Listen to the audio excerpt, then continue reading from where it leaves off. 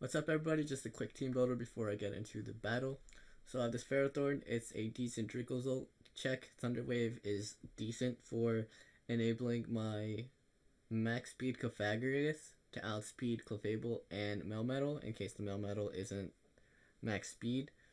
Dracovish or my Co can also outspeed Raboot if it's max speed as well, if it does get Thunderwaved. Iron Head is so that I'm not walled by Roselia or Roserade. Roserade is a very big problem to the team. I spikes over Stealth Rock because even though Stealth Rock does hit Mandibuzz, it's likely going to be running heavy duty boots, and I'd like to just get rid of the Metal's HP as fast as possible with Spike rather than Stealth Rock. Chipping away at Metal is pretty easy, and Spikes is a great way at dealing with that. And then knockoff is just a good move in general to use, especially against Clefable. Actually, I could actually just run Bullet Seed so that I deal with Inteleon a little bit better as well. I don't know. Runerigus, Trick, Shadow Claw, Earthquake, Body Press. I could put Will-O-Wisp over Shadow Claw. I'm not 100% sure if I should or not, but I could.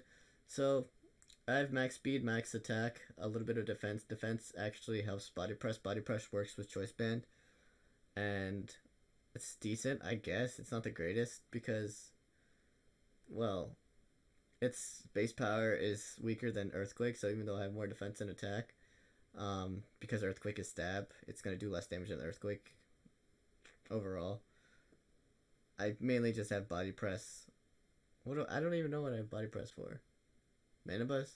Yeah, I have Body Press for Mandibuzz, but it actually doesn't do any damage anyway, so there's actually no point. Like, if I trick Mandibuzz a Choice Band, like, that's actually really bad as well because I don't have a Dark Resist on this team, so Foul Play is going to do a ton of damage to everything.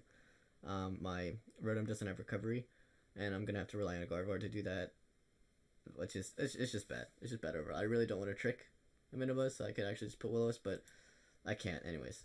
So I have Gardevoir with Wish, Encore, Moonblast, Protect. This outspeeds Dracozolt. I put the rest in Spadef. Encore is so that Clef isn't like just going to 6-0 my team with Calm Mind, and it's still pretty annoying to deal with, but it's not too bad. Clef in general is just a really bad matchup for my team because I drafted Copperajah with Steel Rock so that fairies were less problematic to my Dragapult, and unfortunately he has a Pokemon that is immune to hazards. Like both of his defensive Pokemon are immune to hazards because Heavy Duty Boots is likely going to be run on Mandibuzz with Defog, so it's whatever. This actually does very well offensively against this entire team. Like, even though I don't have any special attack investment, it still does a lot of damage. The special defense is mainly for Roserade. Roserade actually doesn't. If I put this with the special defense, Roserade does not guarantee the 1-hit KO on Gardevoir with Sludge Bomb unless it's Life Orb, and even then, there's like a 12% chance for me to be able to take the hit. And like Spadef is also good for Clefable as well. This Valley set is kind of weird. Swords Dance, you turn multi-attack defog. So basically the thought process behind this is that Swords Dance plus U-turn means I do a little bit more chip to the Melmetal, and it could force the Body Press or Max Fighting or whatever from the Melmetal and force the G-Max so I can go out into Co and get a little bit of chip and be able to pivot back into Feral Seed and waste his Dynamax turns. Swords Dance multi-attack is also good for Clefable. I didn't want to put Iron Head on this thing. And like, if I put Swords Dance on this Pokemon, then he plays around it a little bit differently than if he knows that I have Iron Head. And that's pretty much it. Like, I don't want him to be able to recover on my Iron Heads, but he can't recover against Swords Dance because it deals too much damage. Moving on, I have Earthquake, Curse, Rest, Heavy Slam, Copperajah. Copperajah is always going to be a good Pokemon because going to 400 HP with 100-ish defenses is not going to be bad ever. And it pretty much beats everything one-on-one, literally except for his Melmetal, which is another reason why this isn't the greatest matchup for me, because Melmetal G-Max, it's kind of tough to deal with because it's just very hard to kill. It's weak to fire and fighting and ground. I only really have ground stab on this team. Do I even have a fire Pokemon? I don't. Do I have a fighting? I mean, I guess I could. I was considering running a Silvally fighting type, but if he's running unaware clefable, that's really bad for me. So I was like, I can't really do that. Curse is really good because I can curse up against Mandibuzz. It's likely not going to want to go for a taunt if it has taunt. And then I can have you slam it later because that's the reason why I don't have attack investment, so that foul play does slightly less damage. I have a lot of special defense, so I deal with Inteleon and Roserade a lot better. And I obviously have Curse as well, so I'm boosting up my defenses, so I'm not really going to take that much damage anyway from physical attacks after I Curse. Rest is just the last move, just in case I need to rest. The only coverage move that I would really need is Power Whip, I think, but it's fine. Or like a fighting move, so that when I'm G-Maxed, I can fighting move the Mandibuzz, so that it's less likely to stall me out with Roost, as I'm boosting my attack. And yeah, that is Copperajah. Then my last Pokemon is Rotom Fan. I was considering Naziplot, but Specs is a little bit better because the immediate damage output from this is just really good, and Volt Switch gives me immediate momentum. You could actually just go for a Naziplot Heavy Duty Boot set with like similar to Silvally. Huh, maybe that's better.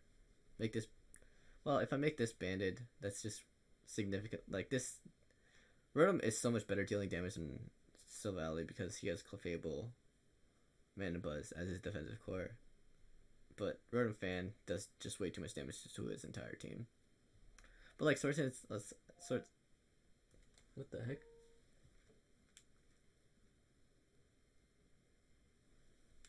Oh. That was my tablet. I was distracted. Okay. So yeah, this like I have double trick on this team. I don't know. This is a tough matchup. Okay. I just want to trick his defensive Pokemon so that they can't spam Roost and recover and self-boiled. Alright. Anyways, here's the game. So he didn't bring Roserade and he didn't bring Inteleon. Inteleon's not that big of a deal because I can deal with that pretty well with my team. Roserade is a pretty big problem, and I'm very happy that he did not bring it. But then again, like, Roserade, like, the reason why I said Roserade is a problem is because I'm not bringing Dragapult. If I brought Dragapult, Roserade wouldn't be that big of a problem. I'd be able to just set up on it. But, like, I really wanted to bring a Specs Dragapult, but if I click the wrong move, Mandibuzz and Clefable can just set up on me. Or not set up on me, just be able to absorb the hit, and then I'm in a bad position. And I don't like relying on stuff like that. Even though I'm running two-spitted Runerigus with max speed. Anyways, so I'm going to lead out with Rotom. It's actually just amazing against this entire team. I Volt Switch out, deal 50%. I'm pretty sure that this thing is an offensive variant. Judging by that damage, I felt like it wasn't, but I don't know. He doesn't take any damage from, or he doesn't heal any leftovers. I don't know. Maybe it was Life Orb, but I didn't run the calc. I'm max HP, but I figured it would do more than that. But just a Gardevoir. Gardevoir has 140 special defense. He goes on to Gigalith. I'm going to go out into my Runerigus. As, I expect him to go on to Mandibuzz. And honestly, I should probably just, I literally should have Will-O-Wisp on my Runerigus. Because if I'm able to Will-O-Wisp the Mandibuzz, that's really good for me. But here I just go for U-turn into Ko. And I do a little bit of chip. I go for Body Press, just in case he wants to go out into his Mandibuzz. And I'm just going to Body Press again. Like, why not? Like, I could have double switched out into the Valley, which is, thinking back on it, that's not the worst play. But, it was too risky. He already got a Brox. This way, that if he wants to play around my Silvally, it's not that big of a deal. So, I'm going to switch out, go to Silvally here, as he goes for Foul Play. And, with the Sand and the Poison, I'm going to die the next turn to the next Foul Play. Goes for Roost, which is really good for me. He goes for Roost there because if I went for an attack, he knows that I'm max attack from the U-turn damage. So my multi-attack would have been putting him into a KO range, I think. And maybe if I like rest or something, which maybe, I don't know, rest, U-turn, something like that. I don't know. Anyways, he goes for Rooster, and as I am able to go for the defog, which is pretty big, it allows Rotom to have a little bit more survivability, because I do take a Flare Blitz at this point, I think. Raboot is way too strong. I'm gonna go to Rotom Fan. He goes for Foul Play. I actually cannot take a Flare Blitz anymore, as I'm just gonna go for another Volt Switch. Rotom is so good, because it actually beats Mana Buzz, and that's huge. I go out into Gardevoir, double switch out into Ferrothorn as he goes down to Melmetal. Maybe Moonblast was the right play. Maybe. Just to deal a little more chip. As I go for Thunder Wave here, paralyze this thing, go for Spike the very next turn as he goes for Max Quake. This is kind of bad. He's a little bit bulky. He's got a little bit of strength. I'm going to go for Full Switch. Go out to Silvally. He gets fully paralyzed. It doesn't really matter. I don't have anything to hit this thing with unless he switches here. He doesn't switch. I go for multi-attack. He takes no damage. Double Iron Bash, able to knock me out. Even if I had the Flamethrower, it wouldn't have done any damage because he has +1 special defense. Big turn there. He stays in as I go for Earthquake. Being able to knock that thing out was pretty big. I am not sure why he's not. I guess he was already at a plus attack stage, and maybe he figured that everything else, yeah, he figured that Gardevoir was going to be able to knock him out with a Mystical Fire, which I did not have. This probably knocks him out with Thunderbolt because he knows that I'm Specs because of the damage on Clef and the Dracosult. And this is like 78.6% HP, and it's Ramadan, which is kind of cool. Anyways, Earthquake is going to be able to knock out the Melmetal. He goes down to Mandibuzz. Now, there's a tricky situation here. Because, like, he can double switch, and I can't stay in because I need this Pokemon for Dracosult, and it can take on Raboot. So I have to switch. He knows that. He goes out to his Gigalith to set up the stand, as I go out to Rotom Fan. This turn I take like 2 or 3 minutes on, as I'm running a couple calcs. I had no idea what damage I did to the Gigalith, so I had to Control F just to look up how much damage Gigalith took from whatever moves I did. And it looks like it only took Spikes damage and Body Press and U-turn damage. And I run the calc, and the Body Press damage that I did to him meant that he was max HP, no defense. So I'm thinking, okay, he's max Spadef. That's cool. If he's max Spadef, then Volt Switch has a chance to kill, but if he's Assault Vest, I cannot kill. So I click Thunderbolt. As I click Thunderbolt, I realized he clicked Stealth Rock, and I was like, crap. Because I clicked Thunderbolt and not Volt Switch, it didn't allow me an opportunity to go on to Copperajah. Going on to Copperajah would have been so big for me, because Copperajah beats everything on his team one-on-one. It's likely that his Mandibuzz is not going to go for an attack that is not foul play against my Copperajah. I can go for the Curse, and with me having Wish on Gardevoir and Rest on the Copperajah, I'm able to deal with the Mandibuzz pretty well in that aspect. If he goes on to Raboot, that's fine. I don't care. I just deal too much damage to it. I mean, I take the hit with Curse. So, unfortunately, I clicked the Thunderbolt here, and that is pretty bad for me.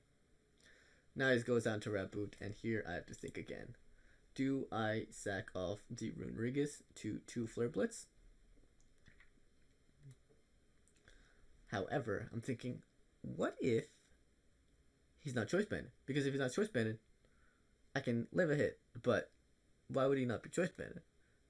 But he could be Choice Scarf, because he wants to outspeed my Dragapult. But that's also stupid, because why not just bring Inteleon at that point? Because I think it gets Dark Pulse or Shadow Ball. Or, I mean, obviously it gets Ice Beam. So, I'm just like, what kind of set would he be if he's not Choice Banded? At the end of the day, I was like, I have to sack this. I need to keep one of Rotom or one of Gardevoir alive. Gardevoir deals with the Dracosult as well. So, I decided to keep the Gardevoir,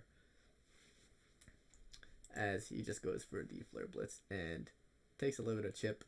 And I look up Raboot's HP, it's 140. So if I do Gmax, and he does like a lot of damage, he is gonna just kill himself. So I go to Runerigus and then I double out into Mandibuzz, I think, or he goes out into, no, I stay in body pressed as he went for taunt. Maybe he doesn't know I'm choice banded. I don't know. I go for Moonblast on the Mandibuzz. So now here I have another decision to make. But then I realized there is no decision. There's only Protect, because I can just scout out to see what he wants to do. I haven't revealed it yet. And he goes for a U-turn. I'm max HP. I'm going to be able to take the U-turn. Even if I wasn't, I probably took the U-turn. And now I'm just going to go for the Moonblast, kill the Dragapult. And at this point, I have guaranteed the win, because Flare Blitz takes recoil. And I can just go into Copperajah G-Max, and he takes infinite damage. 65% dealt, 100% taken. If he was at max HP, he would have died to the Flare Blitz recoil, I think. Because I have 400 HP. So all I need is over 280 HP to be able to knock him out, and 400 is greater than 280. So that is the game that I had against monotoii. All our games